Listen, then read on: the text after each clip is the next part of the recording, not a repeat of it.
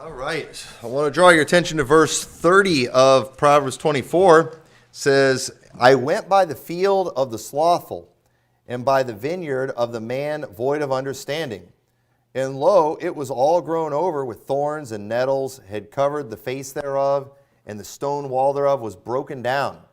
Then I saw and considered it well. I looked upon it, and received instruction.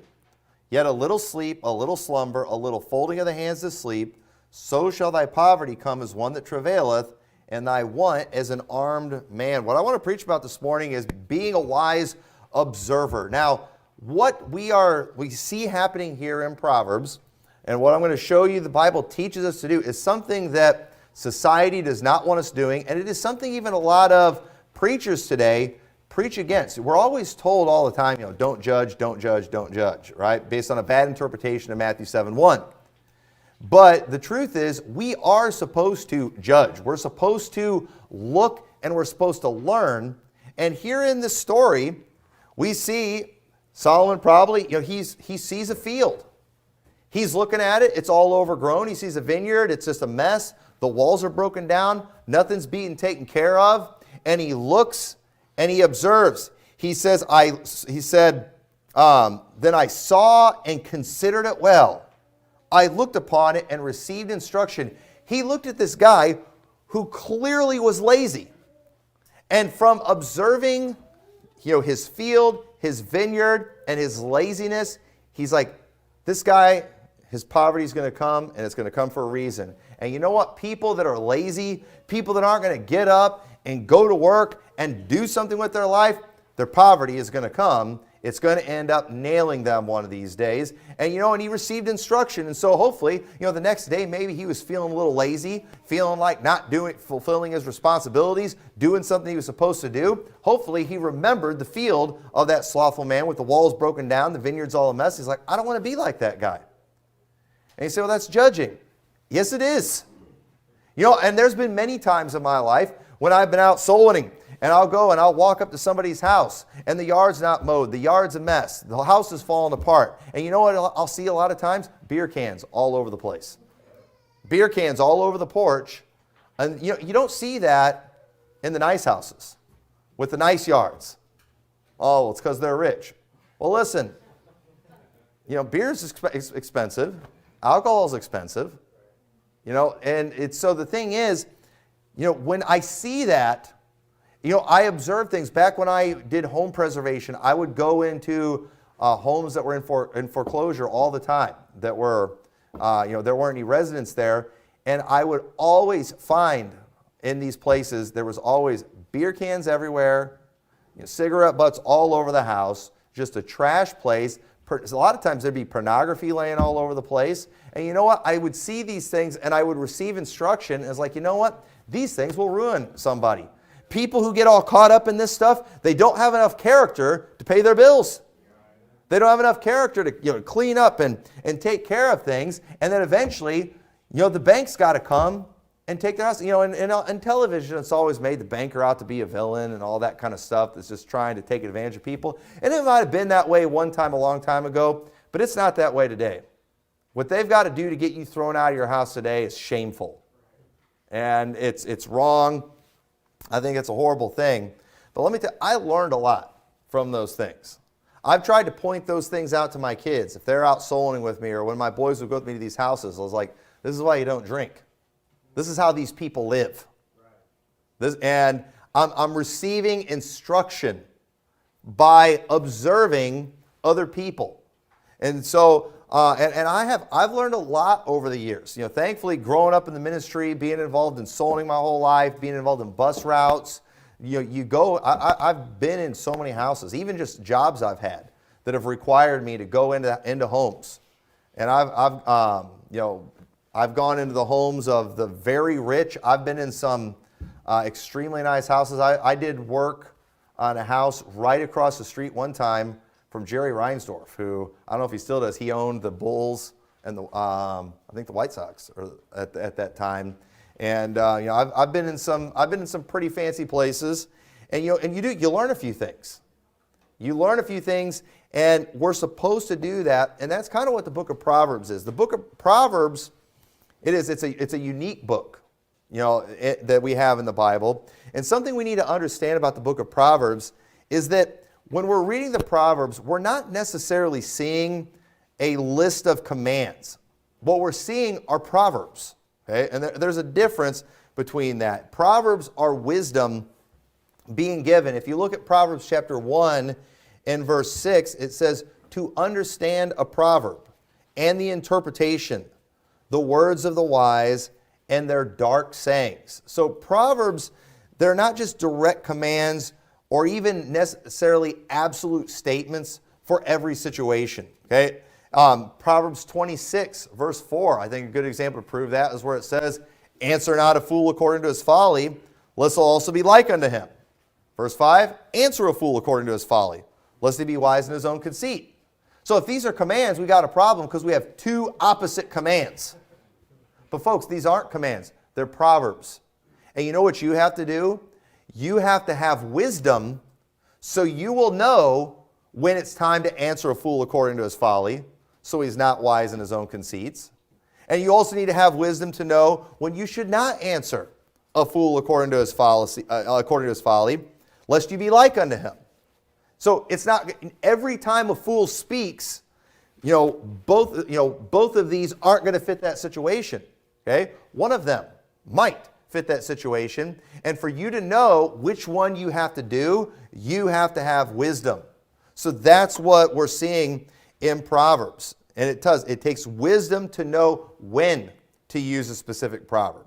And it's not simple answers for every case and every situation. In Ezekiel chapter 16, verse 44, it says, behold, everyone that useth proverbs shall use this proverb against thee, saying, as is the mother, so is her daughter. And so what we're seeing here is he's saying here that those who use proverbs are going to use it against them. You know why? Because it applied to them. Okay? Now, is every daughter exactly like their mother? No. But wisdom tells us that if we see a woman doing things very similar to how her mother did things, that, we probably know where she got it from. Folks, this is just wisdom too. It's not an absolute, but you probably should get a good look at a girl's mom before you ask her to marry you. I mean, is this passage saying she's going to be exactly like her mom? It's not saying that, but it's definitely worth considering. It's definitely worth taking a look at because it is. It's a very common thing. And just remember that there's a good chance that woman, that mother-in-law, that's what you're going to be married to 20 or 30 years from now. So, and that's why we all don't like our mother-in-laws very much, because we feel like we're seeing the future and we're like, and you get nervous. But anyway, that's just my opinion on that. But anyway, said Ezekiel brings this up here because in this situation, he says this proverb fits you. But it doesn't every situation. So it's not a guarantee a woman's going to be exactly like her mother, but it's definitely expected to a certain extent. And so when we see certain behavior that is unique, that was also in the mother, we can look, we can observe and say, I get it. I see what's going on. So you can know proverbs, you can have them memorized, but if you don't have any wisdom, you're not going to know when to use them. And I've heard preachers before just get up and just butcher the book of Proverbs, just trying to control their people, just trying to make a point, and they force a proverb into situations where it doesn't fit. And then they act like that proverb is this absolute command, therefore follow me, do as I say, here's Bible to prove it. No, that's a proverb, and it doesn't apply to the situation. And if you had any wisdom, you would understand that. So you have to have wisdom to know when and how to use these different proverbs. So something about wisdom that Proverbs teaches is that wisdom is available for those who are looking for it. Okay? This is an important thing to get a hold of. Okay? I don't care how high your IQ is. I don't care what your education background is. But wisdom is available for everyone. So these proverbs, even though they're referred to as dark sayings, you should never look at the book of Proverbs and think, I'm just never going to get this. No, listen, what you need to understand these Proverbs, it's crying out in the streets. The question is, are you listening? Are you watching? Are you observing? Or are you ignoring? And many people do. Look at what it says in Proverbs chapter 1 in verse 20. Proverbs chapter 1 gives us some of the best instruction on how to understand the entire book of Proverbs. I'll go through this quickly. It says, wisdom crieth without. She uttereth her voice in the streets. She crieth in the chief place of concourse, in the openings of the gates. In the city she uttereth her words, saying, how long, ye simple ones, will ye love simplicity, and the scorners delight in their scorning, and fools hate knowledge. So wisdom is out there. Folks, we're supposed to be looking at life. We're supposed to be seeing what's going on in our world and receiving instruction from it. When we see divorce running rampant in our country today, we're supposed to look at that and say, hey, I should probably pay attention to see what's going on, what's wrong, so I don't do that same thing. When we see, the wickedness that's going on, immorality growing, we should have the wisdom to look and observe and say, why is this happening? Why is everyone doing this? What is going on? And let me tell you, the answers are out there, but you know what it requires you to do? It requires you to judge. And you've been told not to judge. You've been told that you're bad if you do that. No, we have to judge. We have to look at these things. We have to learn. But unfortunately, many people love simplicity. Fools hate knowledge. There might be some in here. Hopefully we don't have any fools in here who just hate knowledge. But some people like simplicity.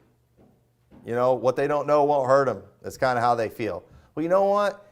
We all need wisdom. And there's going to be times when you desperately need that wisdom, and you better not remain in simplicity.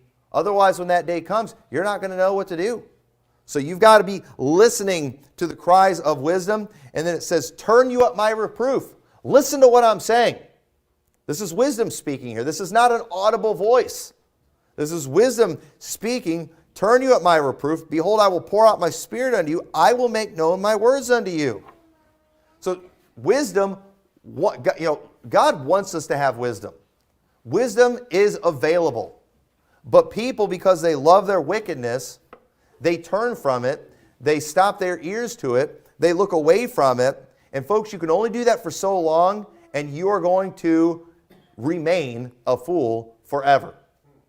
Basically, what we see here in Proverbs 1 is like the Old Testament version of the reprobate doctrine. Because look what it says here.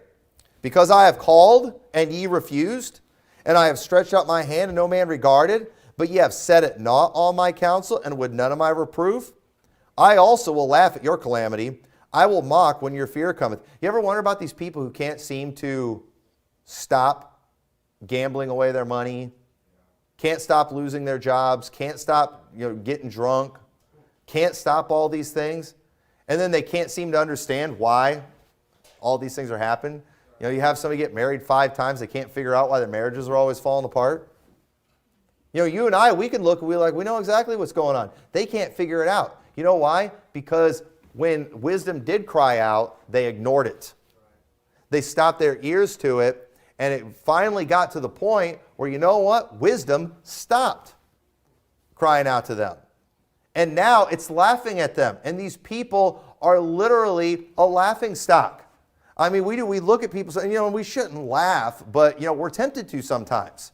When you see people doing the same dumb things over and over and over again, you're like, what is going on? Why can't they seem to get this? You know why? Because they turned away from it a long time ago. They rejected it, and now they're stuck in foolishness. Wisdom's laughing at them. And we don't want that to ever come to us. It says, when your fear cometh as desolation, your destruction cometh as a whirlwind, when distress and anguish cometh upon you, then shall they call upon me, but I will not answer. And these people are out there. They're out there where they're calling. They're looking for answers. They're looking for help, and they can't get it. They can't seem to get victory. You know why? They lost their opportunity. And I've talked to these people before. I've been there. I've been at their houses when they are just in financial situations that I could never get them out of. I mean, the solutions that they need are beyond anything I could help. But at the end of the day, these people, most of the time, the answer is simple. Get a job. And they can't even do that. They can't hang on to a job. Stop buying all this junk. I know she can't pay your bills, but you got the latest PlayStation. What's going on? What's going on? And they can't get out of it. They feel like they're entitled to these things, and so they're kind of a laughing stock. And there's nothing you can do to help them. It says, "For they hated knowledge, they did not choose the fear of the Lord. They would none of my counsel, they despised all my reproof. Therefore shall they eat of the fruit of their own way and be filled with their own devices."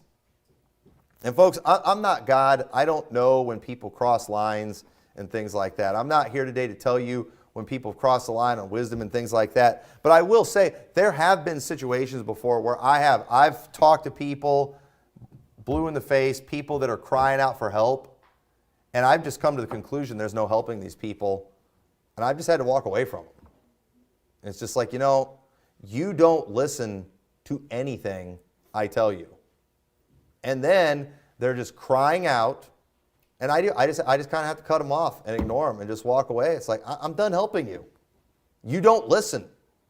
You're looking for some magical solution, but the problem is you've rejected wisdom for so long, it's time for you to eat the fruit of your own ways. And so I want to talk about this subject of being a wise observer because it's so important. Now turn over to Proverbs 7. I want to give an illustration here in Proverbs chapter 7 where we see some principles that we can follow when it comes to being a wise observer. Again, you're going to have to get rid of some of the brainwashing you've heard.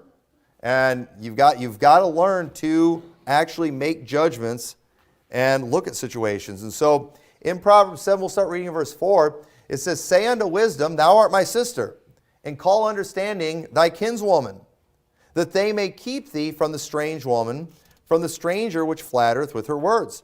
For at the window of my house I looked through my casement, and beheld among the simple ones, and I discerned among the youths a young man void of understanding."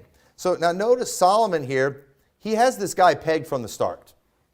He looks at this guy, and he just sees and looks and he notices that he's a man void of understanding. Okay? Now, how can he know that? I mean, does he really know that guy? Has he walked a mile in his shoes? How does he know that he is so void of understanding? And notice too that Solomon, even though he's a king, in this story, we don't see him intervene. We don't see him try to stop this young man. And you know what? It's not our job to control everyone's actions that are out there. Okay? We can't. We do not have that authority, but you know what we can do? We can observe and learn. When you see some young man or some young lady dating some guy that she shouldn't, if she's not your daughter, there's nothing you can really do about it, but you know what? Observe. Young people, observe, watch and observe. Pay attention to what they're doing. Your coworkers, you can't control what they're doing in their life when they're making mistakes, when they're going down wrong paths, doing the wrong things, but you know what you can do? You can watch, you can observe. And you can learn some things so you can make sure you don't make the same mistakes that they make. So in verse 8 he says, "Passing through the street near her corner, and he went the way to her house. In the twilight, in the evening, in the black and dark night." Now how did he know that this young man was void of understanding? And I think the Bible gives us some reason, probably not all of the reasons, but the first thing he probably that's mentioned here is what's he doing going by the way of the strange woman's house? Do you know there's some places it's just not wise for young men to go? There's some places people find themselves, you have these young ladies, they talk about all these horrible things that happen to them at these parties where everybody's drinking and stuff. And you know what? It's horrible that those things happen to them, but why did you go to that party? What did you think was going to happen with a bunch of young people doing drugs and drinking? What did you think was going to happen? Listen, the old timers, they used to blame women for all the stuff that would happen to them, and that wasn't right. Any guy that does anything to a woman, he ought to be taken out and, stoned or whatever. But at the same time, okay, what do young ladies expect to happen when they dress in these provocative ways and go into these compromising situations. What did those women expect when they were showing up at Bill Cosby's place, taking those drinks? He shouldn't have done that, and yes, he should have gone to prison for that. But what did they expect to happen? Well, I'm not a victim if I go to Chicago walking around like a gangbanger, flashing gang signs and cussing people out, if I get shot. I'm not a victim. They shouldn't shoot me. You should be able to walk down the street and flash gang signs and nothing should happen to you. But in Chicago, something's probably going to happen to you. And so you know what? You're just a fool and you're void of understanding if you go out there and you do something like that. And you know what? I hate when things happen to anybody. I hate when things happen to young ladies. But you know what? We need our young ladies to get some wisdom and to get some understanding and to learn to observe these things. And when you find out these things are all happening at these places and happening to all your friends, maybe you should say, I probably shouldn't do that. I probably shouldn't go that way. So in this story, it wasn't a matter of just where the man was, but it was a matter of when he was there. He's there in the twilight. What's he doing there? He should be in bed right now. He should be resting up because he's tired from a hard day of work he had yesterday and because of the hard day of work he's got come the next day. But he's got nothing to do and he's just hanging out in the twilight by the house of the strange woman. There's no doubt this guy is void of understanding. Look at what he's doing. Look where he's at. Look at when he's there. And observations that people make, observations of the wise. That person that's just able to peg somebody, often they might point out one or two outstanding characteristics that are very noticeable, but it's never those one or two things. It's always many things. It's always many things that help us understand something. And so in verse 10, it says, And behold, there met him a woman with the attire of an harlot, and subtle of heart. Now, what a judgment he just made there. How can he see her heart? Man looketh on the outward. God sees the heart. And it's true. God sees the heart unlike the rest of us. But let me tell you something. There are things that we can do that reveal our heart to everyone. And did you know what? A lot of people don't like this, but many people today identify themselves with what they wear. And people try to do that, folks.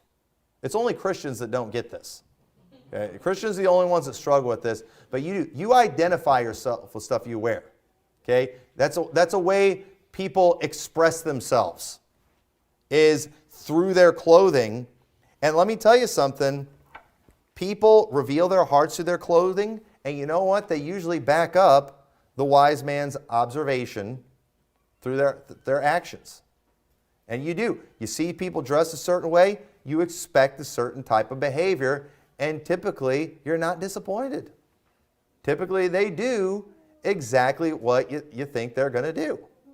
And, if you see a guy, on a motorcycle with a mullet, and a wife beater t-shirt and, jean shorts and so, and he's drinking, you expect him to do something stupid on that motor. You just expect him to do something stupid, don't you? Just that dumb, mulleted redneck.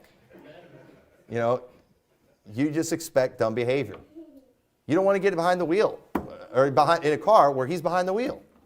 You see people like that, and I know that was a big stereotype right there, but those are typically white people, so I can do that. But we all have that expectation. We don't respect that person. Okay? That's why, they have to, they're always like standing up for mullets and things like that. Because nobody respects those people. They're universally disliked. and you say, well, that's wrong. It's just a hairdo. It reflects a character. It reveals a culture. And let me tell you, not all cultures are equal, ladies and gentlemen. There are certain cultural things that just reveal poor character. And your character does not have to be defined by your skin color. And you know what? Your culture doesn't have to be defined by your skin color. And if you are a part of a culture that has problems, you know what you're allowed to do? You're allowed to say, I'm not doing that stuff. I'm getting away from that, and I'm gonna be different because I see where this type of behavior leads. I see the problems that comes from this type of life, from people with this kind of heart, and people with this kind of heart typically dress this kind of way. People who dress this kind of way typically act in this way. When we're seeing all these things, folks, we're allowed to look at that and observe and say, you know what? My kids aren't doing that. Okay? When I see all these curly-haired e-boys going around being effeminate, doing their weird TikTok dances and stuff, it's going to make me tell my boys, you're not allowed to curl your hair. And I hate that we even have to, I haven't had to tell my boys that. They haven't asked to do that. But folks, that's where we're at today. That behavior I'm seeing, it's not producing, alpha males. I saw these two e-boys at the gym just yesterday pumping irons. And it was weird watching them pump irons. And first off, I think their parents made them go there. Because they were standing around talking most of the time. And let me tell you, the dumbbells they were pumping, 10 pounds. Okay? These are like 16 and 17-year-old e-boys pumping 10-pound dumbbells and not doing it very much, on their cell phones almost the whole time. You know what? I observe that. I see that. I was like, I'm not raising that kind of man or boy. I'm not doing that. Oh, you're saying just because a guy has curly hair, wears tight pants, that he's going to be effeminate and only be able to pump 10 pounds. That's what I'm observing. That's what I'm seeing. And so I'm gonna steer my boys away from that type of thing. Because I don't want to turn something like that out. So let's keep reading. Verse 11 says, she is loud and stubborn. Her feet abide not in her house. Now is she without, now in the streets, and lieth in wait at every corner. So it's not just the clothing, but the behavior. Okay? But that helped him reveal or understand who she was. But chances are, he knew what she was going to do just based on how she was dressed. When he saw her out the way she was, he knew how she was going to behave. And we do. When we see certain looks, certain things, we expect a certain behavior from those people, and we're rarely disappointed. And so, verse 13, so she caught him and kissed him, and with an impudent face said unto him, I have peace offerings with me. This day I have paid my vows. And then we're not going to go through it all. She goes on with a bunch of sweet talking. She goes on with a bunch of flattering. And it says, with her much fair speech, 21, she caused him to yield with the flattering of her lips. She forced him. So it was obvious to Solomon that this young man was deceived, and he fell for her tactics. So guess what? Solomon was right. When he looked at that guy walking out during the twilight, going by her house, he's like, what an idiot. And then when the strange woman shows up and he falls for her flattery, it was he backed it up. This guy's actions went right along with what Solomon was observing, just based on how he looked, where he was, when he was there. And this man didn't disappoint. It says he goeth after her straightway as an ox goeth to the slaughter, or as a fool to the correction of the stocks. So there's no doubt in Solomon's mind what was going to happen to this young man. Solomon knows this guy's done for. This guy's life is ruined. We've all seen it before. That young lady's dating that loser of a guy. Her life's over. She's about to destroy her life. And you know what? We can't do anything about it, folks. Okay? We can't do anything about it. But you know what we can do? We can watch and observe. We can gain wisdom and do like Solomon did. And he's literally, that's what the book of Proverbs is. He wrote these things down, and he's trying to give his son instruction. He's trying to tell his son, hey, here's something I saw. This was my judgment. My judgment was right. You watch for these kind of things and make sure you don't ever fall for the strange woman, because she will ruin your life. So he goeth as an ox goeth to the slaughter, or as a fool to the correction of the stocks. So there was no doubt in Solomon's mind what was going to happen. There was no talking him out of what he was about to do. There was no way of making him aware of how he was about to ruin his life. He was void of understanding. But you know what? Solomon was at least able to teach his son what not to do. And he says, till a dart strike through his liver, as a bird hasteth to the snare, and knoweth not that it is for his life. You know, the fool never learns until it's too late. This guy, he's having a great time right now, but he's destroying his life. He's going to be miserable for the rest of his life, but the man void of understanding, oh, look at the fun that he's having. But the wise man says, no, this isn't ending here.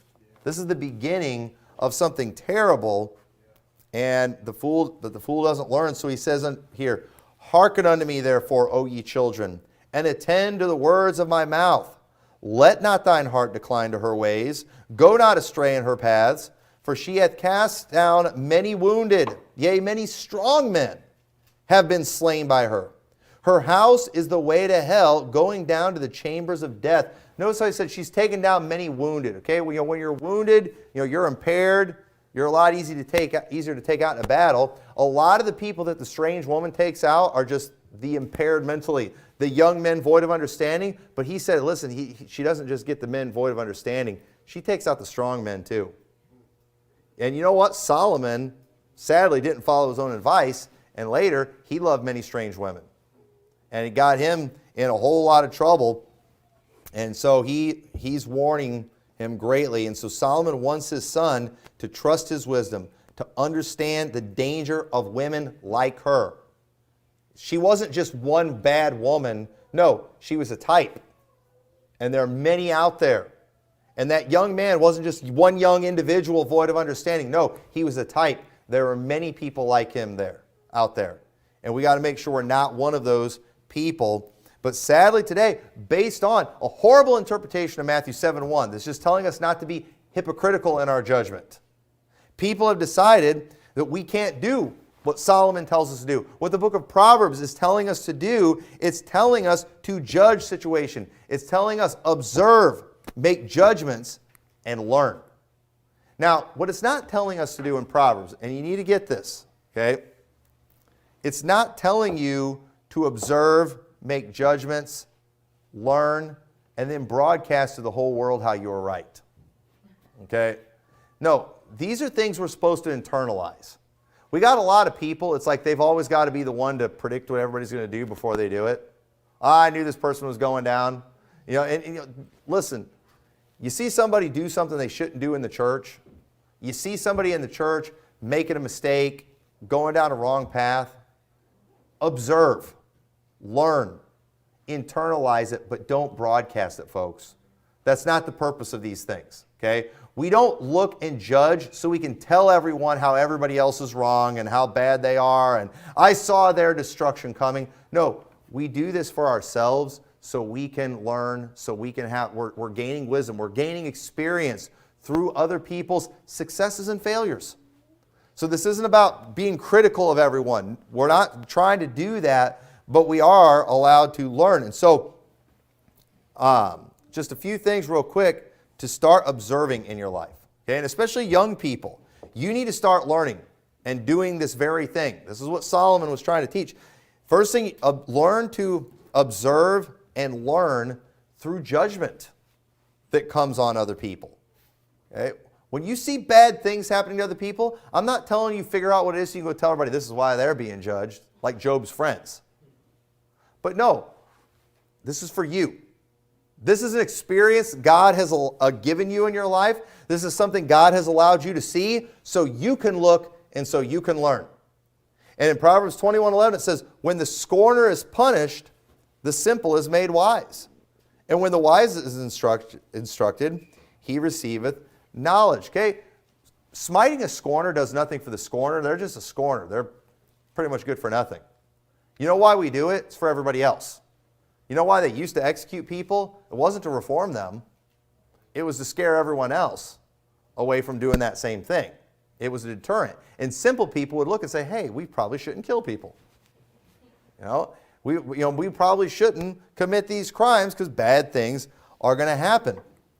And so when we see horrible things coming on people who sin and who do wrong, we should learn and say, I'm not going to do that. When you see that person, get thrown in jail for robbing a bank, you should say, you know what, I can understand wanting to take a shortcut in the financial world, but I don't want to go to prison. You should learn from those things. Proverbs 29:11 says, and so again, when you learn these things, it's not for you to just go broadcasting, because it also says in Proverbs 29:11, a fool uttereth all his mind, but a wise man keepeth it in till afterwards. So your judgments may be spot on, but you know what? They might be off by a mile too. The important thing is that you see what's going on and you learn from it. And here's another thing. The jury is going to be out for years on some things that you're observing right now. But eventually the truth will manifest itself. There's some things that you're going to see where people do wrong or going down a path. Folks, these mysteries are not unlocked overnight. Some things take years to observe and to learn from. And that's why we just keep our mouth shut. When you see somebody doing something you don't think they should, it's not time for you to pronounce it. Because preachers are bad about this. Preachers are the worst about this. You know, they see another preacher do something that they don't like. Maybe it's some little thing. Well, he's on the slippery slope to this. I promise you, in 5 years, he's going to be wearing skinny jeans. He's going to be using an NIV. He's going to have rock and roll music in his church. I promise you that, because of this one little thing he did that's not even really that big of a deal. But now, now that the preacher has declared that, he is invested on the failure of this person. And they're going to be an enemy and try to push him over the edge and do all these things. No, listen. What you need to do, if that little thing is that big of a deal, wait and see what happens before you run your mouth. And you know what? If you think you know what's going to happen 5 years from now, go write it down in a notebook somewhere. And then 5 years from now, go check and see if you were right. But no, we just run our mouth. And then once preachers runs their mouth about something, they will try to do whatever they have to do to make reality fit their words, no matter how wrong they were. But that's what a fool does, and that's why just keep it in till afterwards. And you might be right, you might be wrong. Either way, learn. Either way, learn. That's the point. And so you need this wisdom, not so you can show everyone how right you were and how you knew it was coming, but you need it for your own personal instruction to prevent you from making the same mistakes. That's why we observe. Not so I can tell everyone else what to do, so I know what to do. So the second thing, when you see severe consequences come on someone, make sure you learn from that and then expect the same thing to happen to you. Now this right here is something that so many people miss, especially young people. They always think they're the exception to everything. I mean, yeah, I know this guy, he's broke up with 14 different girls, cheated on every one of them, but I know he really loves me. I'm different. He said I'm special. I'll bet he told all those other girls that too. Young people, they always think they're the exception to everything. You're the one that's, going to drink and drive and nothing's going to happen to you. You're the one that's going to do drugs and and nothing's going to happen to you. Everybody always thinks that about themselves. But folks, that's just foolishness. Proverbs 22:3 says, a prudent man foreseeth the evil and hideth himself, but the simple pass on and are punished. We got a prudent man, he's watching, he's observing, he sees evil and knows how to avoid it. The simple, he doesn't learn anything. The simple, he's just going along. He sees it, but he doesn't understand what he's seeing. You know why? Because he doesn't pay attention to anything. Just not paying attention. And I felt that way before too. Like in church, where you see, several people kind of just make the same mistake, and then it's like somebody else does it. It's like, weren't you watching? Am I the only one paying attention to what's going on? And the truth is, no, they weren't watching.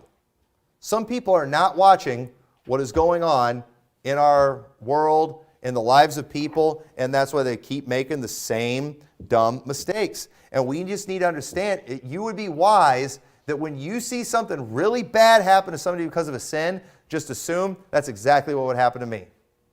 If I was to go and rob that bank, that'd be me sitting in the prison right now. You young ladies, if I would have went out with that girl, if I went out with that guy, I'd be the girl that's pregnant. And that's got the mother of a child of a deadbeat dad. You just need to assume it's going to happen to you. Romans 2:9 says, tribulation and anguish upon every soul of man that doeth evil, to the Jew first and also the Gentile. But glory, honor, and peace to every man that worketh good, to the Jew first and also to the Gentile. For there is no respect of persons with God. Hey, God's going to judge evil across the board, Jew and Gentile. God's going to bless those who do good, Jew and Gentile, across the board. No respect of persons with God. And so this is why the fear of the Lord is the beginning of wisdom. Proverbs 1:7, the fear of the Lord is the beginning of knowledge, but fools despise wisdom and instruction.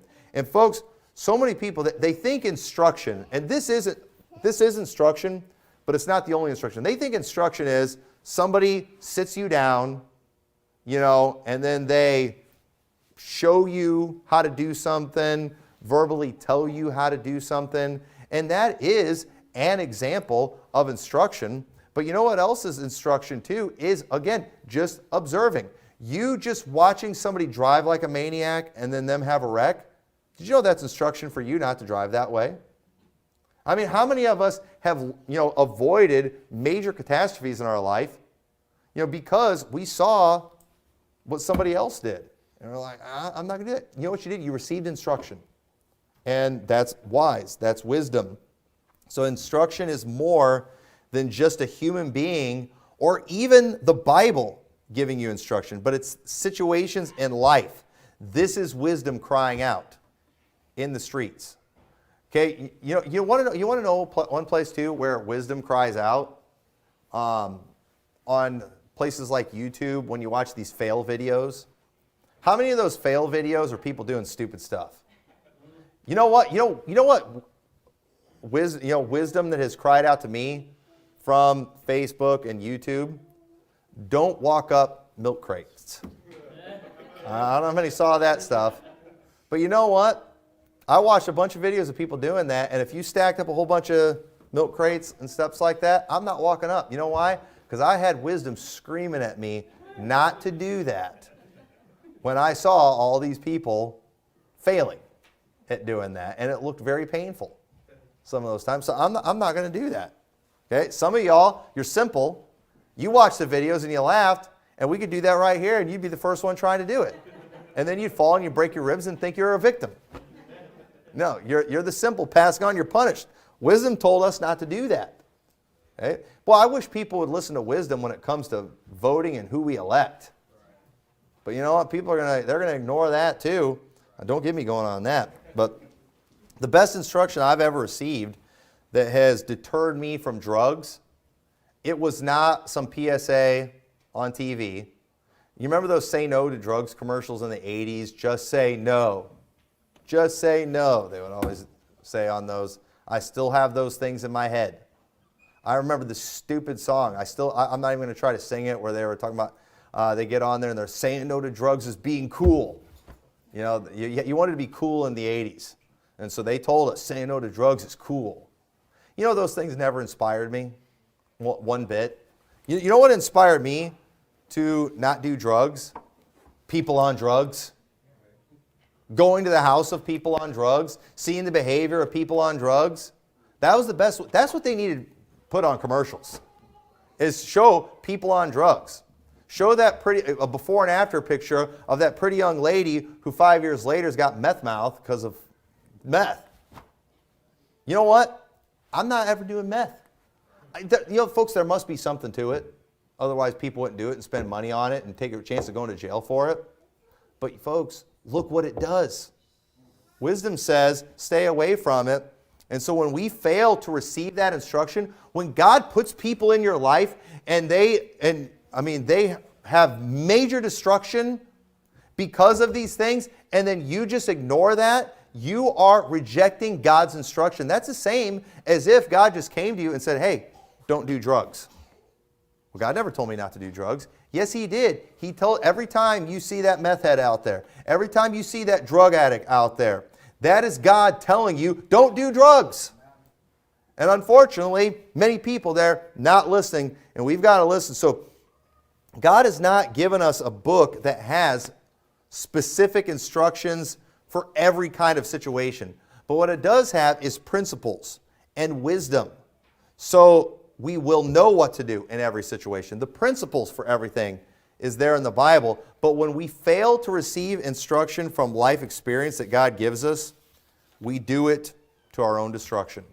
Proverbs 15:10 says, correction is grievous unto him that forsaketh the way, and he that hateth reproof shall die.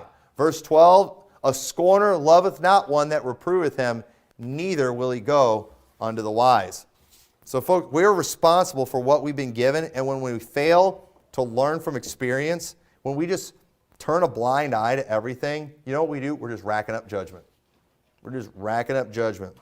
And we have got to learn to be people watchers. Not so we can be judgmental and think we're better than everybody else. Not to be critical, but because we want to learn. We want to have wisdom. Life can be difficult, and there are many great challenges we may have to face, and it doesn't hurt to prepare by watching others. You know what I've purposefully done in my life? And this is something my dad taught me to do.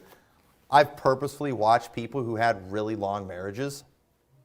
You know what?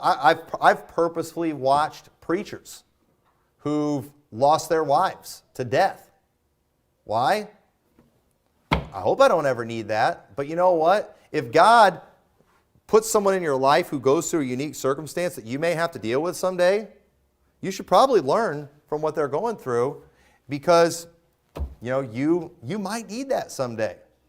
I've tried to learn through other people when they're suffering tragedy in their life, because I might need that instruction someday, and I shouldn't be, and when that day comes, it might be too late for me to ask for wisdom then. Right now, while wisdom is screaming out to me, is when I'm supposed to be receiving that instruction. But we've got to be wise observers. We've got to pay attention. Don't just bury your head to the obvious. You're allowed to notice the problems that are in this world. And you know what you should do? You should look, observe, and say, how is that happening? If you're trying to figure out how to be healthy and you don't want to get really big, you're not a terrible person if when you go to McDonald's and you see that massive dude in front of you and he orders 3 double quarter pounders, it's okay for you to look at that and say, you know what? I don't want to become that way. I probably shouldn't order 3 double quarter pounders. Don't say it out loud. Don't post about it on social media, but internalize it in your mind and go order a salad or something and receive instruction. And so with that, let's pray. Dear Lord, we thank you so much for word, the wisdom that we can find in it. And I pray this message will just help inspire people, Lord, to not be judgmental, but to just be wise observers, that they will learn to watch people, watch situations, and to receive the instruction that is available from it. Pray all of us that we will pay attention to wisdom and listen when she's crying out in the streets. In your name we pray. Amen.